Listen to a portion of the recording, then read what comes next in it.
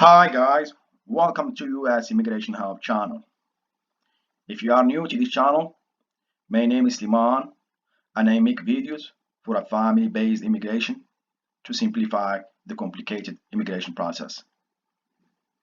If you watch my videos very carefully, you will make your immigration journey less stressful. My channel has all the videos you need to complete your immigration process for immigrant and non-immigrant visas. If you are new to this channel, please subscribe, share, and hit notification bell and give us a big like so YouTube can share the video with more people and we help other people. First of all, I am not an attorney. I'm here to help you based on my personal immigration journey and also based on the information I have from USCIS and NVC websites. And also based on my experience with my subscribers. I really have a good feedback from them. So if you're ready, let's get started. In today's video, we're gonna talk about how to file Form I-131, which is application for travel document. Before you start filing any form, always check the expiration date of the form. If you see this one, it will expire on October 31st, 2025. Do not file it if the expiration date, if the form is expired, unless if USCIS told you to do so. So the first part right here, the left hand side is for USCIS use only, and the right hand side is for an immigration attorney if you use one. So both must be left blank. For us, we're gonna start where it says start here. Type or print in the black ink. I always say this in the videos, in my videos. You can type and then at the end when you print your form, you can add anything with the black ink, but do not correct. There is two different scenarios here, correct and add. You can add, but do not correct anything. It will be rejected. So now let's start from part one. Information about you, which is the applicant filing this form. I'm filing this form for my spouse. She comes with a K3 visa. So let's get started. That's last name. It's Abdi. And first name is Fatima.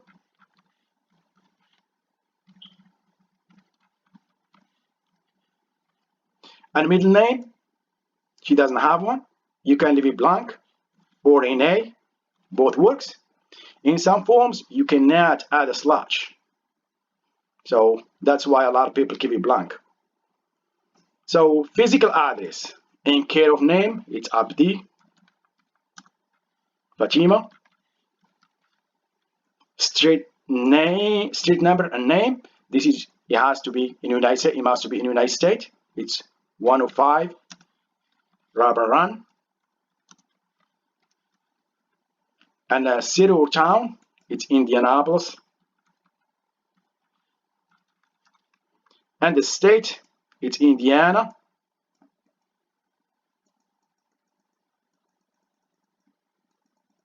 What? Control log.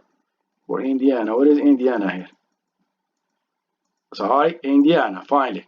Zip code is 46231. And the country, of course, is USA.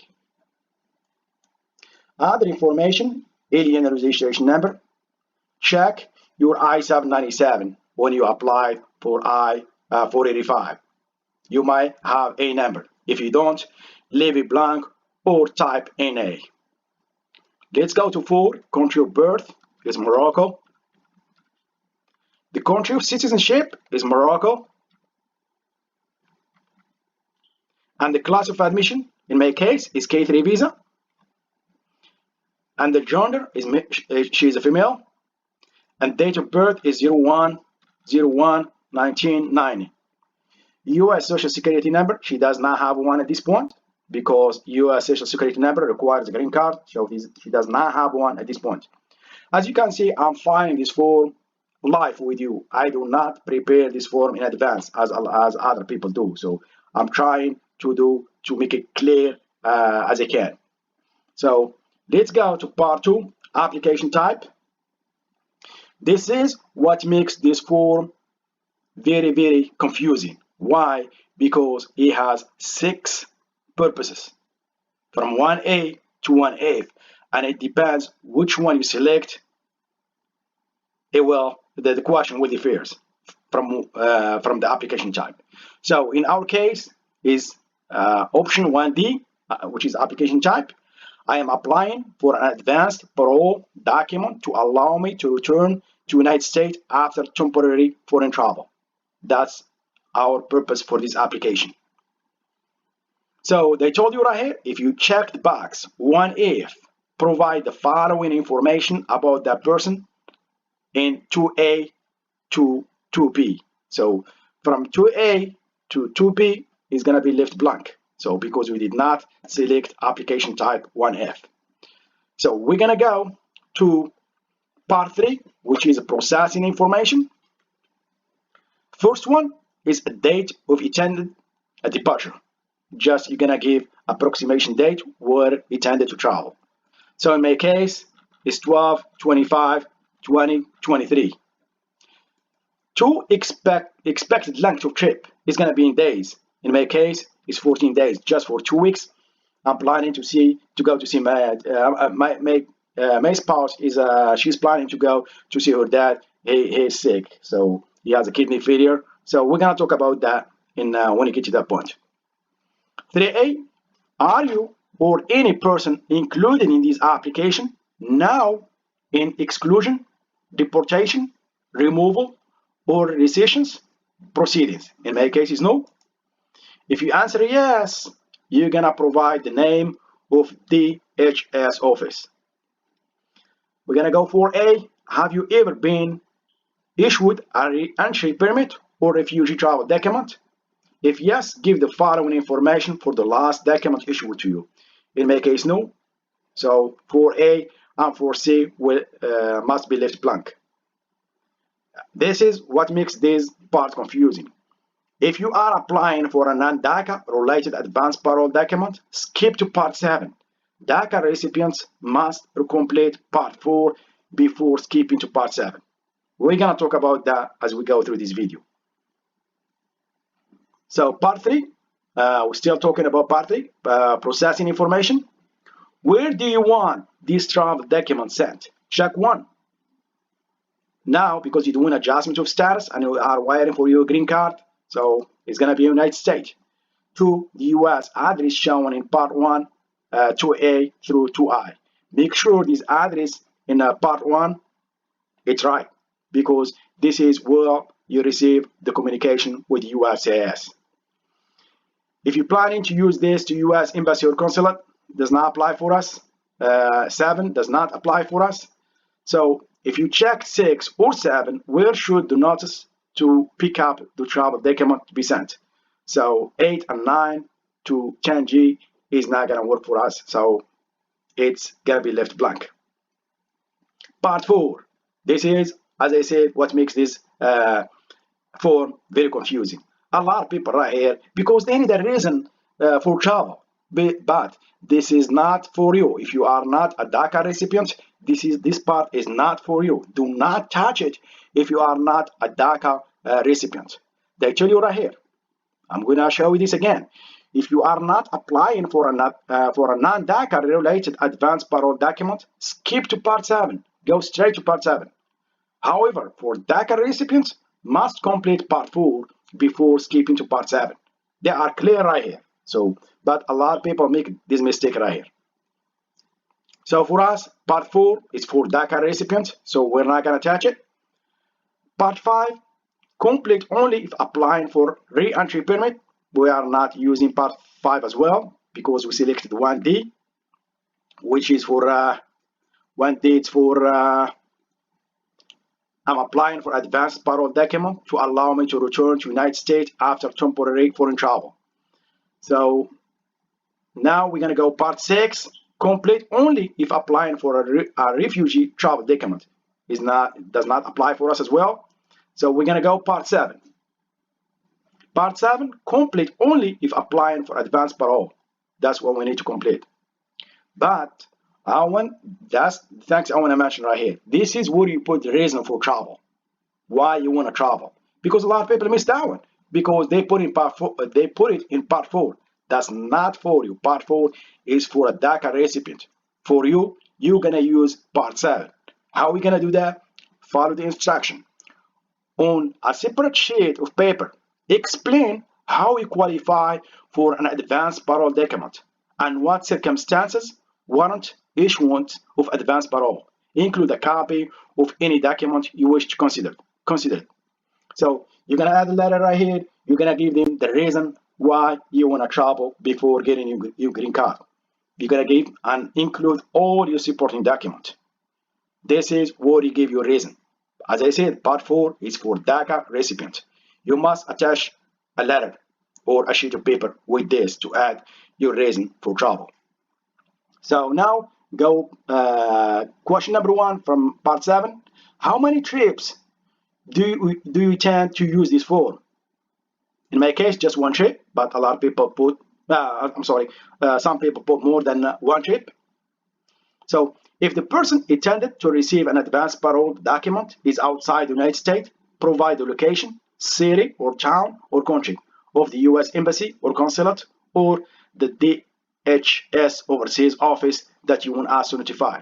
So in our case, it's not apply for us. So just number 1. So if the travel document will be delivered to an overseas office, it does not apply for us as well. So from part 2 to H to 2P and part 7 for A to 4I. So it does not apply for us. Now let's go to part 8, employment authorization document for new period of parole under Operation Allies. So if you are not in this category, welcome, OAW, period of parole, just leave that one blank. Do not touch anything.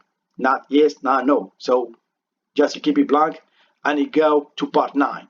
Part 9 applies for all application types. So you're gonna read 1A, that's the I-35 under penalty of perjury under the law of the United States of America, that this application and the evidence submitted with this are true and correct. So the signature, you must print this form before you sign it because it must be signed with a black ink. Do not initial it or put your full name. I repeat, sign it with a black ink after you print it. Date of signature, you can put it before. For example, I want to print it today and sign it today. I can do that. For example, I can do 10 1st 2023. I will print it today and sign it. That will be fine.